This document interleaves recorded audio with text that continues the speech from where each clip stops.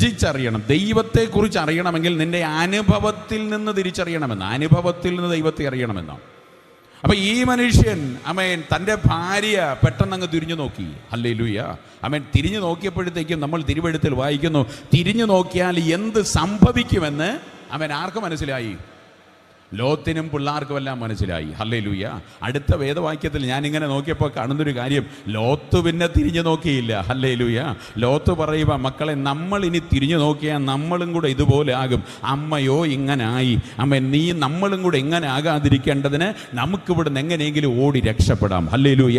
ഇതിനകത്തിരിക്കുന്ന ദൈവ കുഞ്ഞുങ്ങളെ, നിന്റെ ജീവിതത്തിനകത്ത് വിശ്വാസ യാത്രയ്ക്കകത്ത് ദൈവകൃപയിൽ വിശ്വാസത്താൽ മുറുകെ പിടിച്ച് മുമ്പോട്ട് പോകാൻ യാത്ര തിരിച്ചിറങ്ങിയെങ്കിൽ ഇന്ന് പകലേ മറക്കരുത്. പ്രതിസന്ധികളും പ്രതികൂലങ്ങളും കഷ്ടതകളും നഷ്ടങ്ങളും വേദനകളും നിന്ദകളും പലതരത്തിലുള്ള പ്രയാസങ്ങൾ താൽക്കാലികമായി നിന്റെ ജീവിതത്തിനകത്ത് വരും. സ്ഥിരമല്ല കേട്ടോ, ഒരു കഷ്ടതയും സ്ഥിരമല്ല.